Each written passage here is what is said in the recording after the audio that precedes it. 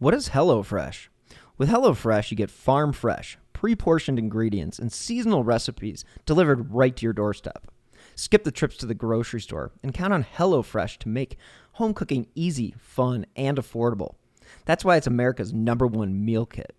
Fall is right around the corner, and HelloFresh is there to help you plan for the busy season ahead with tasty dishes delivered right to your door. You just simply choose recipes and pick your delivery date, then lay back and enjoy the last days of summer, knowing that dinner is covered.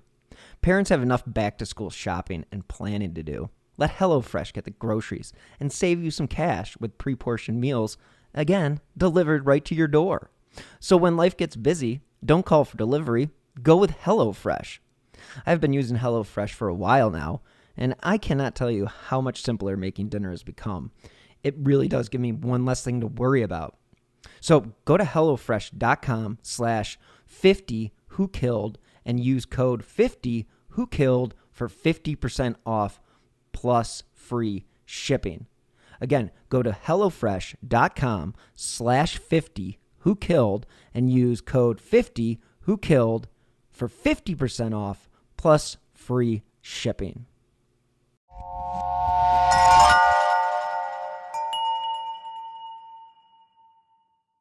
Slow Burn Media, an evergreen podcast, presents Who Killed, a podcast that provides a voice for the voiceless.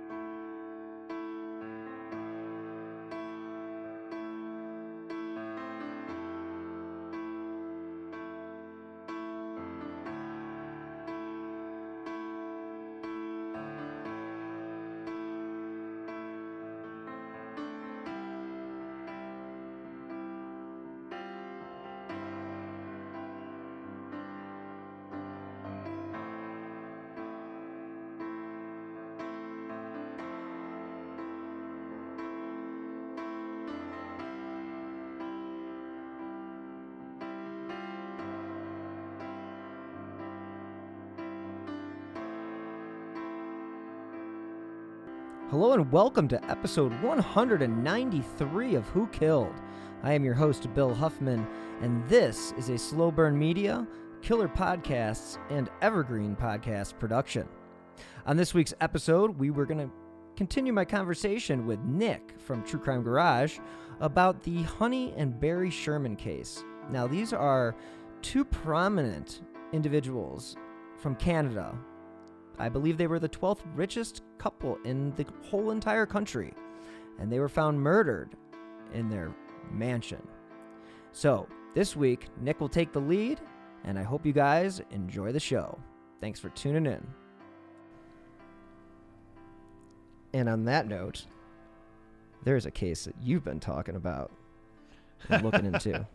Well, yeah, there's, the thing here is, I know that the listeners come to hear us talk about these cases, and they don't really want to know so much how the sausage is made, right? But to peel back the curtain just a little bit here, two things should be pointed out. You and I are actually speaking to one another via like a Zoom type thing situation here, so Riverside. We can see each other. But yes. I've really zoomed in my camera so you cannot see the chaos or the activity going on in my office. And I know everybody loves a good mystery. I'm going to spoil one for you all right now. If they find me dead in a few months, buried under papers, it was my own fault. Nobody else was to blame. I did this to myself. But what happens is when I'm looking into a lot of these different cases, my ADD, ADHD, whatever version it is, maybe, I don't know if it's a plasma TV or the full HD version that I have, but It is firing on all cylinders, my friends. And so I'm looking into cases and boom, this pops in my head. Oh, that thought pops in my head, or maybe it's a location or a time frame or whatever. Next thing I find myself eyeballs deep 6 hours later looking at a case that has nothing to do with next week's case or story for the garage. And I get lost in it, and it's a blessing and a curse. As much as I hate it, I love it all at the same time. But the Barry and Honey Sherman case, yes, has been on my mind quite a bit the last couple weeks, and I can't shake it. It's going to stay with me probably for a few more days, but found myself into some interesting conversations with some people that I cannot name at this time. But to remind everybody, I know you covered this case, right? You and I covered this case together. On your show. On my show. So and me and the captain covered it on True Crime Garage. Yeah, so we both know this case. Yes, it's very interesting. It's a very intriguing case. So 2017. So many levels, so many layers. I mean, talk about an onion. 2017, Barry and Honey Sherman are beyond rich. They are wealthy people. He's listed, depending on what you read, they're listed as like the 11th or the 15th, but they're pretty high up there. 11th to 15th wealthiest person in the whole country of Canada. And Canada's got a good chunk of money, right? They got a good chunk of wealthy people there. So they were doing all right. Right, they were doing better than Bill and the Colonel here, but yeah, they had billions of dollars, and right. You know, they were in that thing they called the pharmaceutical industry, and so lots of interesting stuff has come out about the pharmaceutical industry over the last decade or two, and this case is just one of those side notes. It's super intriguing, and it can easily get swept under the rug. So let me know what you've been looking at.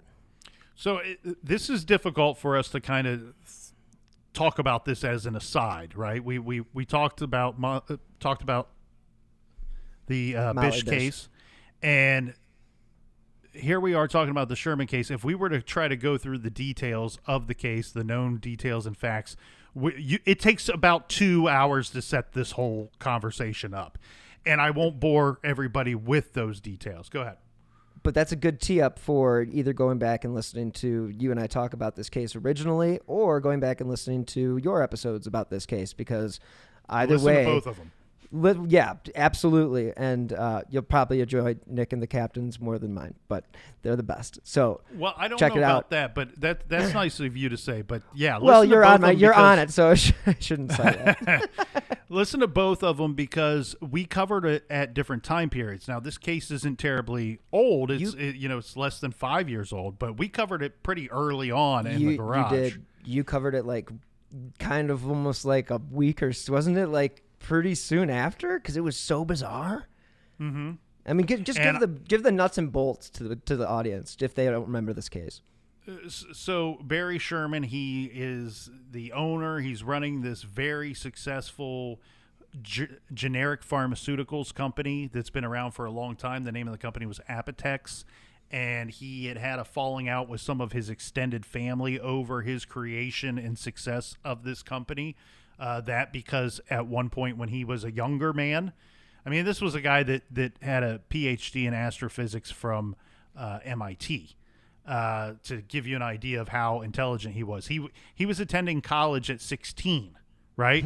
That's when I was throwing the football and hoping to make the basketball team. This guy is studying at the University of Toronto at the time. And so he goes to work for his uncle as a young man who owns some kind of drug company at the time. I'm a little unclear. It was called Empire Laboratories, if I remember correctly. It was a generic company, right? Like they made generics? I believe they made, but I believe they were also in the distribution end of it as well. Yes, it would be. Okay. Yes. And so he essentially inherits this company from his uncle, Now, his uncle's got a bunch of kids of his own, and Empire Laboratories was pretty successful. But what Barry Sherman does is he kind of spins this Empire Laboratories into his company that he owned up until his death, Apotex, which was extremely successful, worldwide business.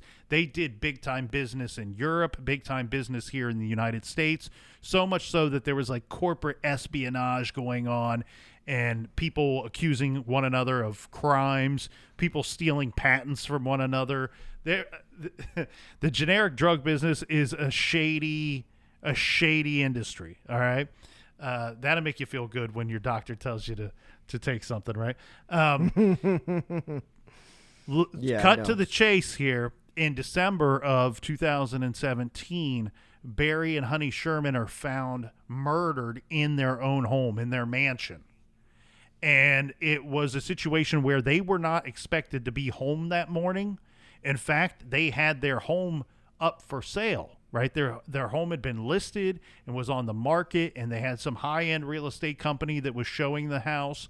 Realtor comes through the house. They got this pool, they have a indoor pool on a lower level of their home. I believe it's under the garage, actually, area. And I think they had a tennis court on the rooftop of the garage. Right? Maybe someday, Bill. Jeez. Maybe when my ship comes in, I put an indoor pool in the basement under the garage and a tennis court above the garage. I'll have you over for Mai Tais, my friend. But they find these poor people hanging from belts off of this metal railing that goes around that pool in the lower level. Yeah, I think it was just, and they're like in a weird, like seated position. And so, and then the question became, okay, was it a business deal gone bad? Was it one of this extended family who he pretty much screwed over, right? His cousins, and could it have been he had like these other business ideas and business ventures with some shady individuals, people that have been locked up for fraud and borderline, and some other people that were like borderline criminals. And then, of course, he has his children who stood to inherit quite a bit of money. I think maybe $250 million each. They ended up getting their inheritance not too long ago, I believe.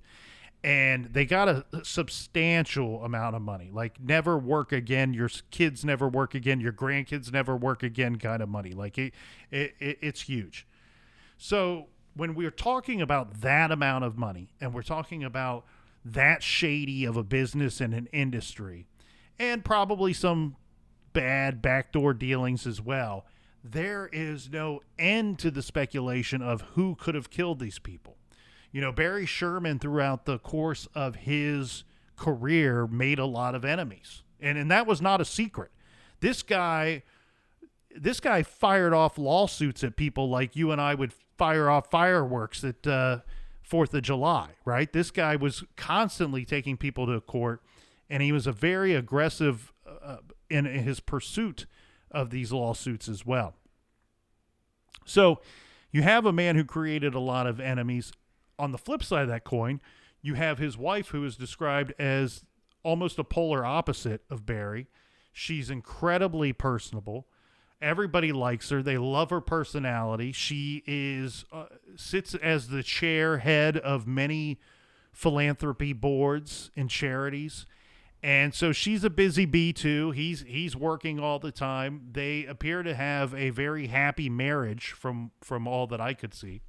They have a big family. What is it? It's 4 children, 3 girls and a boy. Now we say 3 girls and a boy. They're all very much adults by the time the Shermans are killed, because the Shermans were in their 70s, I believe. In their early 70s when they were killed. So all I'm going to do here, Bill, because we clearly don't want to go 2 hours down the rabbit hole for really what's going to be about 10, 15 minutes of some mostly speculation that I have and observations that I've made recently, with a little bit of sprinkled in potential knowledge. Stuff that I can't say is concrete, 100% concrete factual information, but I have strong reason to believe that it is of some very good interest here. So, one conversation I found myself in with a group of people was that they had decided that, remember, you and I believe, did your show and talked about the Shermans after some information came out of some surveillance footage. That is correct. And so the Toronto PD, here's another quick aside. Toronto PD is like the equivalent of our NYPD, or of maybe even borderline FBI status, right? This is a group, an agency that has a high success rate. They are used to dealing with complicated and complex crimes. And if anybody can solve this, this is a good agency to be working this case. So I'm going to go out of my way to say that. And what they did was they collected, I think they said, several terabytes worth of surveillance footage.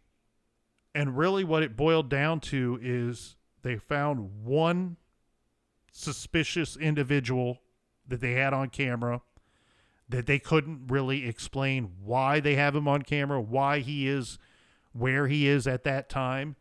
And their short statement to the public is, we think this guy is suspicious, right? That was pretty much their general statement of the person that they had the surveillance footage of. So I spoke with some people that are much more experienced at this line of work than, not the podcasting line of work, but the actual law enforcement line of work than I am.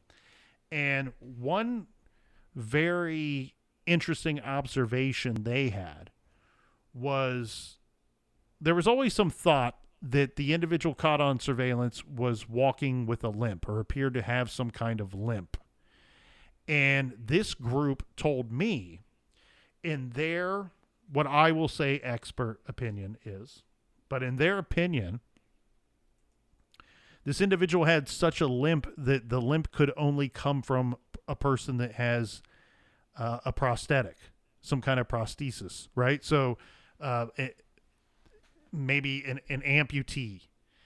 And that, you know how I am, Bill. All you got to do is drop that rat on the wheel for me, and I can start thinking of the questions. And my first thought when they said that, I said, do you think he's a foreigner? And they said, yeah, why? I said, well, when you tell me prosthetic, and I all you have to do is say that, and I know we're going down the road of, well, this was a hit, and there's your hitman. And they go, yeah, that's where we're kind of going with this. And I said, well, I said my next thought would be, if it's a hitman and it's Toronto, and an amputee, my first thought goes to, well, what branch of the United States military did this guy serve in? They go, we wish we could answer that question for you, but we think that is of importance too, that's a something to consider in this case. So there's one angle to it there. I'm not saying any of that stuff is correct. Again, this is people that are experienced in this realm, and that was their opinion, that the individual was walking with a limp that would indicate to them that he has a prosthetic. And then my mind wandered from there, and they didn't, at no point did they tell me I'm an idiot. They had said we've considered those to be possibilities as well. So that's something that's very interesting. Now, a couple of other things, and I've not gotten there quite yet on this case, but some other suspicions that I have is, so the day that they were last seen alive was December 13th, 2017. The day before that, we have Honey, who misses a scheduled meeting, which was out of character for her. In fact, she would always attend these meetings, or she would reach out in advance to let them know that she was not able to attend. And I believe this was for her Baycrest Center Foundation. This is yet another charity that she serves with. The Shermans were very generous to charities, both with their money and with their time. And some have said, well, maybe that's part of the problem too. Maybe somebody that stood to inherit a lot of money thought they were giving too much of it away, or not doing great business practices with what would be somebody's inheritance. But anyway, let's move. We'll circle back to that inheritance thing here in a minute. Yeah. But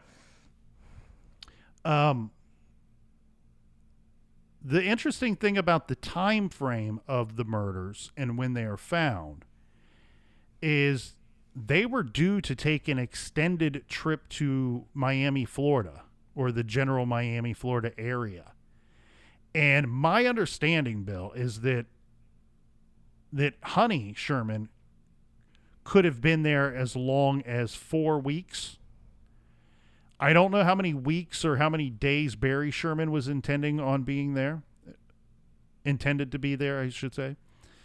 And this was also a family vacation. So some, if not all, of their children and their children's families were to be in Miami, Florida with the Shermans at some portion or at all portions of that trip.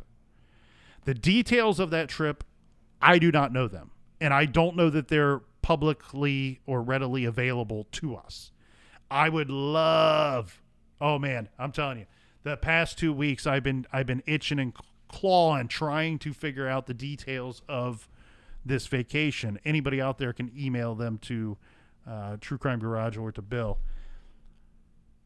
or leave it on our blog, even better. But yeah, the thing here is I started to question this, right? There's always been that big question of, well, could have been one of the kids. Could they have, not wanted to wait on the inheritance? Were they worried that they were going to lose a big chunk of their inheritance? Now, in the defense of the Sherman children, we need to point out and be clear that they did hire their own investigators to lead a parallel investigation, which has been helpful to the Toronto Police Department's investigation.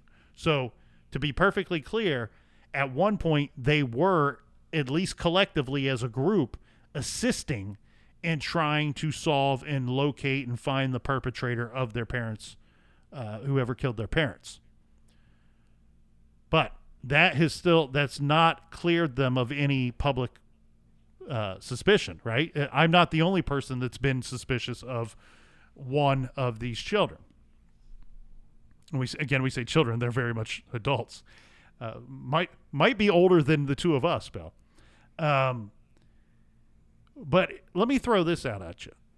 If this were a hit orchestrated by somebody close to the Shermans, what better? Wouldn't you want to create a hit that's not only going to A, achieve what you've set out to do, B, be successful, and C, clear you as having obvious involvement because you have an alibi?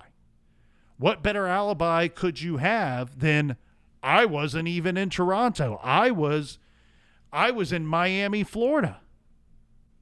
And my parents were supposed to be there with me. When I found out the news, I was devastated. Oh, that's one hell of an alibi. And sometimes these things get messy. Sometimes these things get screwed up.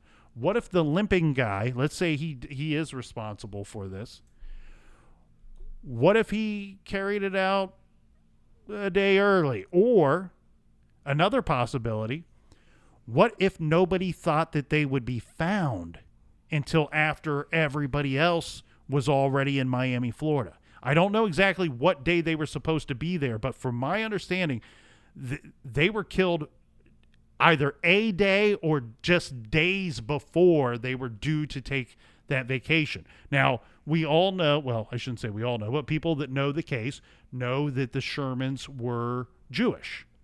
And it just so happens that the Jewish holiday of Hanukkah the time frame lines up a little bit with when I believe that their trip would have started.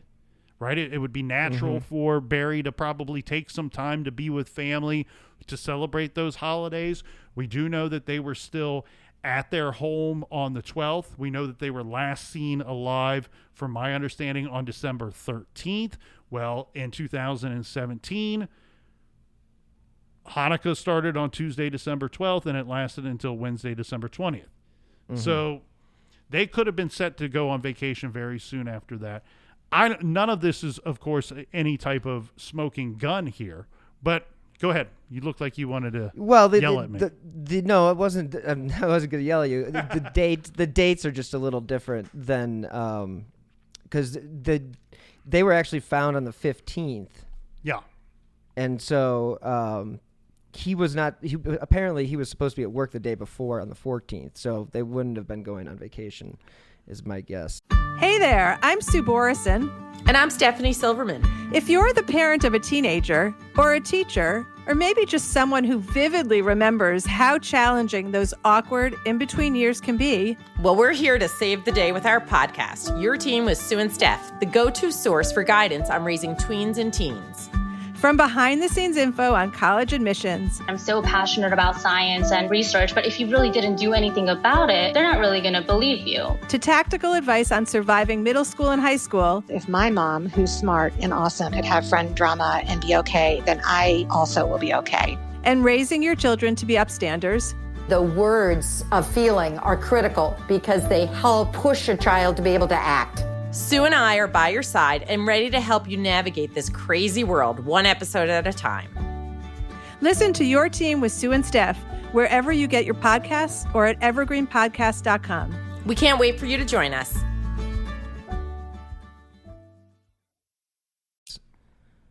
Right. So we need to get some details of that. We need to get some details of the date of that vacation or when it was due to start, because from my understanding, they were due to take that trip within days of when they were found. You know, it's interesting. You know, we talked about, and you mentioned how their bodies were found. And, you know, one of the things that they bring up in one of the articles I'm reading here is about how they actually looked like these they called them junk sculptures from the 70s. And they were posed that way. Barry's right leg was crossed over his left, just like one. However, Honey's legs were not in front of her as those. It's just weird. Like, there's so many weird things to this freaking case. Well, and the people that I spoke with had an interesting debate that I listened to, did not partake in, but the interesting debate was some people in the room considered the Shermans to have been posed, and some of them considered them to have been staged. But what the general consensus was, we're talking about what's the line, right? Where's the line? What's the difference? There can be significant differences between staging and posing.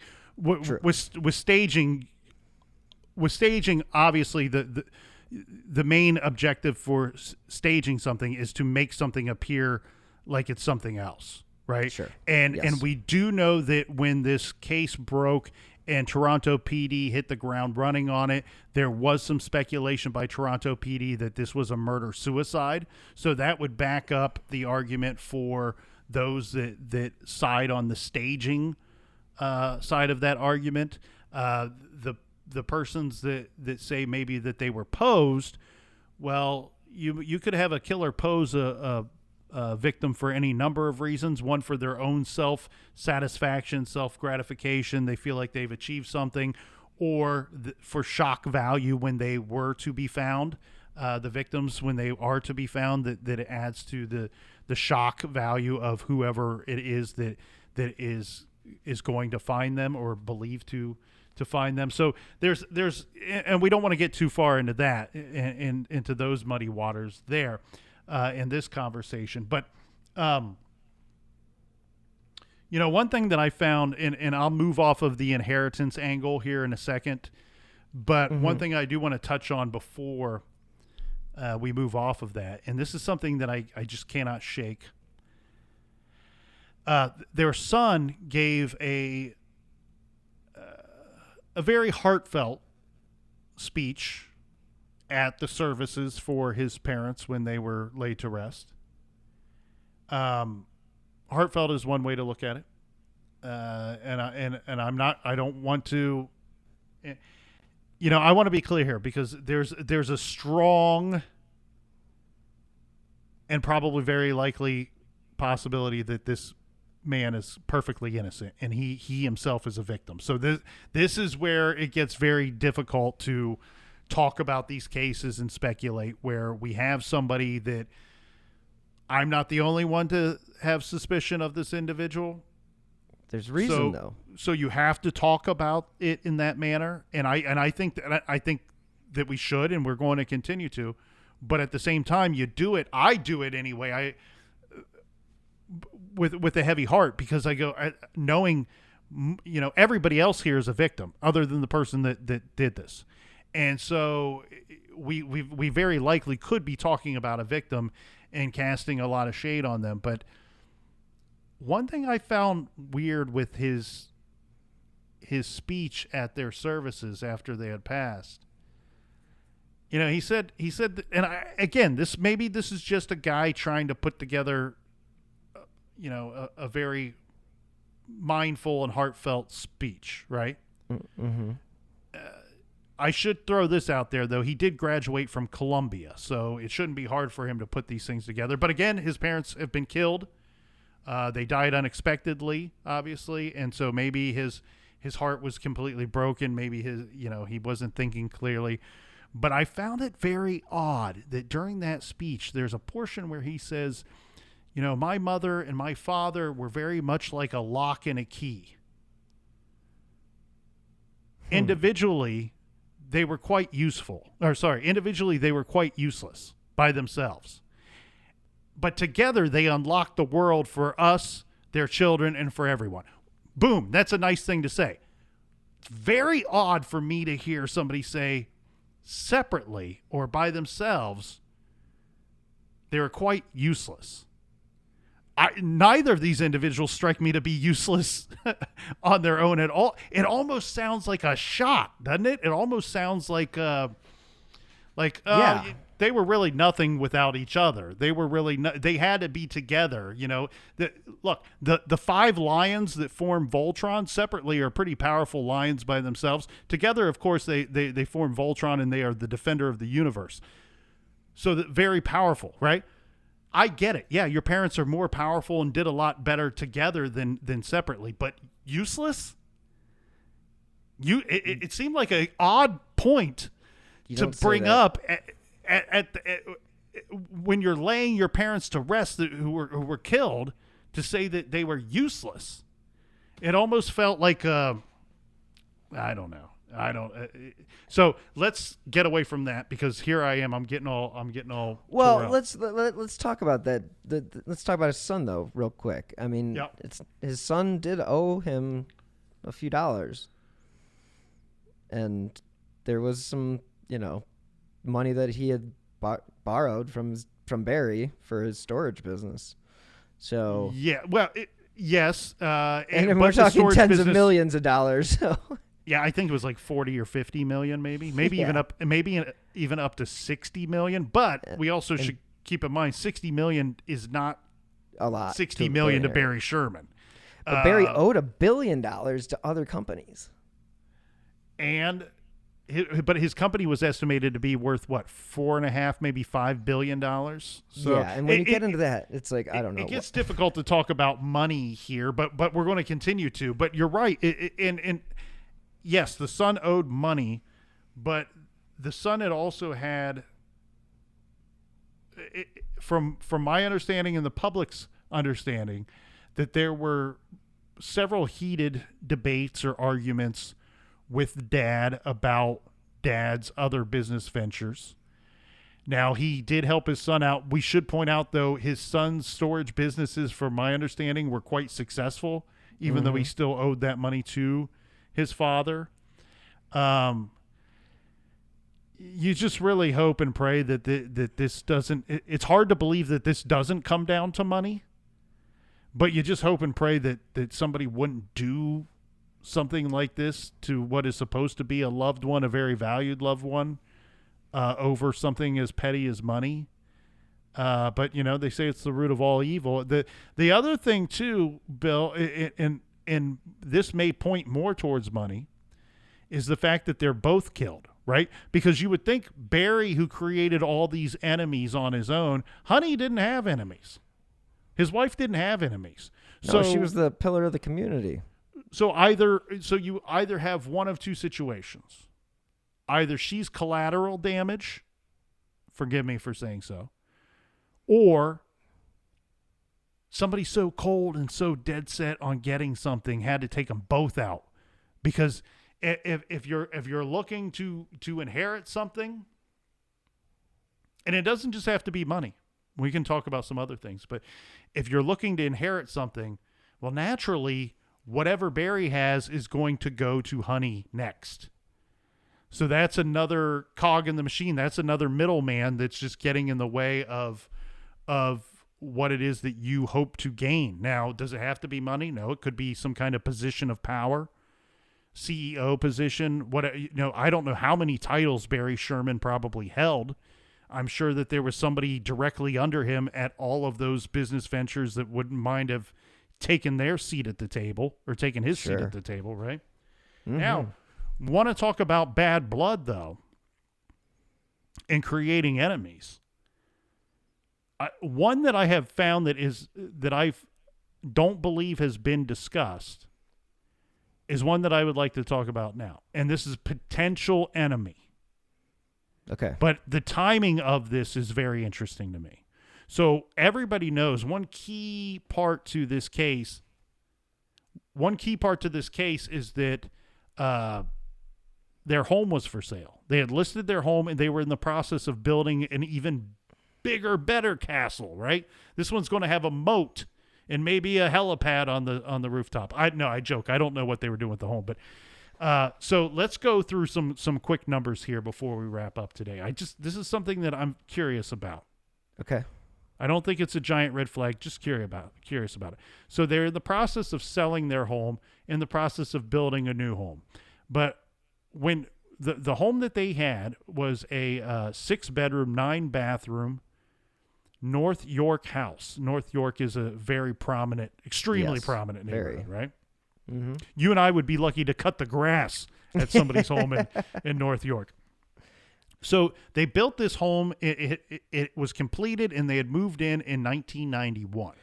Now, the information I found was that the estimated construction cost of the home was $2.3 million. Not too shabby, right? Mm-hmm.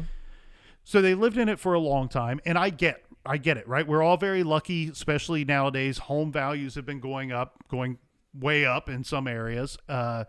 By the time they had listed their house in 2017, it was listed for $6.9 million, right? Good. That's not a bad increase. Yep. Very good return on their investment. And you would expect a very nice home like that to go up in value in a very desirable neighborhood, right? Absolutely. Here's the part that I find interesting. During the course of the construction of that home that they were selling when they were killed, they had at one point launched more than 12 lawsuits against architects, contractors, and the tennis court designer. More than 12 lawsuits against people that built their $2.3 million home that they moved into in 1991, right? By the time that all of those court battles were resolved, Barry and Honey Sherman recouped $2 million of the $2.3 million that it cost to build their home. If I could do that deal, sign my ass up, because I would do it every single time. Can you imagine how burned some dude felt when he sees their home being listed for $6.9 million? Now, mind you, it's many years later, 15, 16 years later. But damn, didn't he feel burned back in 1991 and 92 when you sued the pants off of me and damn near got your home for free, your mansion for free? And now you're going to sell it at a profit, at a considerable profit, at what, a 300% profit? More, yeah, 300% profit. And then you're going to move your ass into a better, bigger castle with a moat and a helipad on top? Well, now I'm pissed. Probably sue those people too. Now I'm pissed. Yeah. So that's just pointing out another set of potential enemies that I don't think has been discussed. Maybe there's nothing there, but that's something that I found recently, and I can't shake it. I think it's interesting.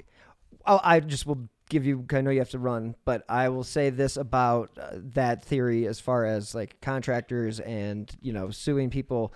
It's very common for people to get screwed over in that kind of business.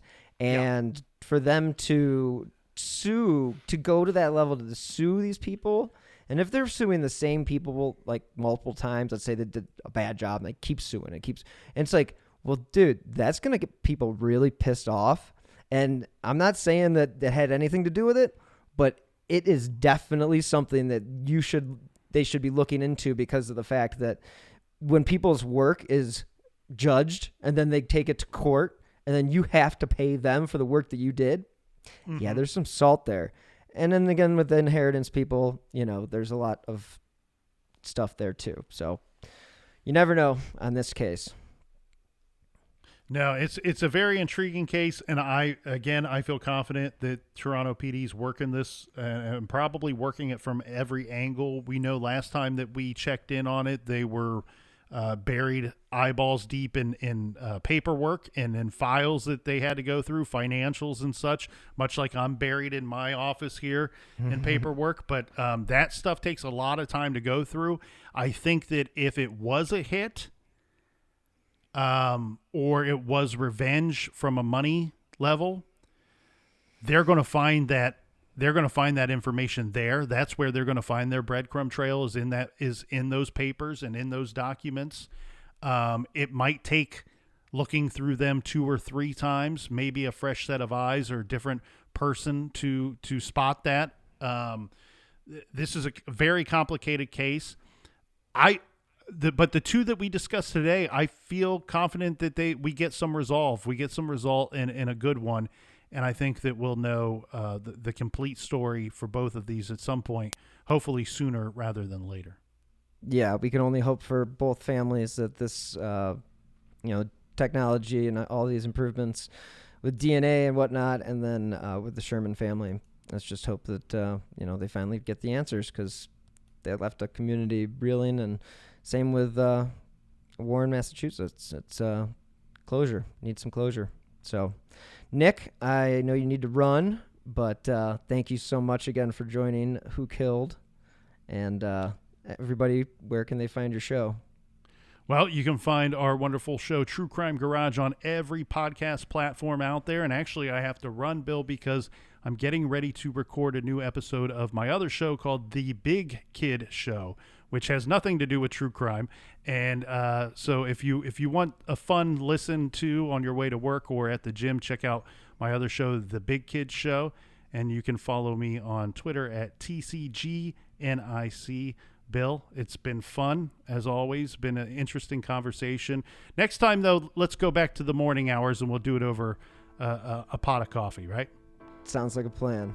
Thanks so much, All right, Nick. Cheers, friend. Have a good one. Many, many thanks to Nick, the one and only, from True Crime Garage.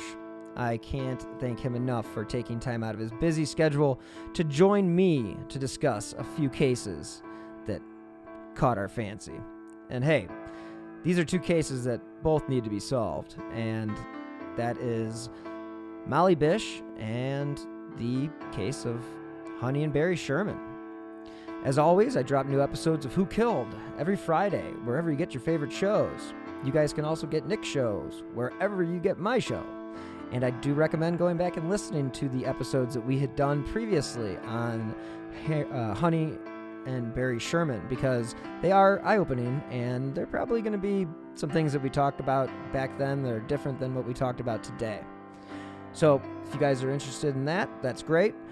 If you guys would like to donate to the show, you can do so via Venmo with my username at Bill-Huffman-3 or via PayPal.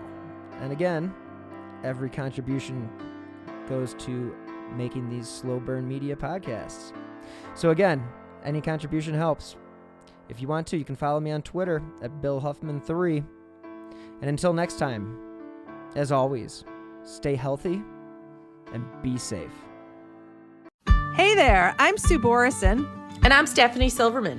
If you're the parent of a teenager or a teacher, or maybe just someone who vividly remembers how challenging those awkward in-between years can be, Well, we're here to save the day with our podcast, Your Team with Sue and Steph, the go-to source for guidance on raising tweens and teens. from behind-the-scenes info on college admissions, I'm so passionate about science and research, but if you really didn't do anything about it, they're not really going to believe you. to tactical advice on surviving middle school and high school, If my mom, who's smart and awesome, could have friend drama and be okay, then I also will be okay. and raising your children to be upstanders. The words of feeling are critical because they help push a child to be able to act. Sue and I are by your side and ready to help you navigate this crazy world one episode at a time. Listen to Your Team with Sue and Steph wherever you get your podcasts or at evergreenpodcast.com. We can't wait for you to join us. 3 a.m., the comedy horror podcast that holds weekly gatherings around the campfire. Let me tell you what you're going to get. You're going to hear stories about demonic possessions, prison stabbings, skinwalkers, glitches in the Matrix, cult leaders, missing 411, night marchers, Operation Paperclip, Mesopotamian devil worship, and so many monsters it'll give Kanye West a runaway for his money. Pop and meme culture also aren't off topic. A camp where laughs and scares are constantly competing for first place. We're just a group of friends, trying to bust each other's balls, find the best stories, and expand the circle in the process. 3 a.m., the comedy horror podcast not for the faint or fragile of heart. Let's go.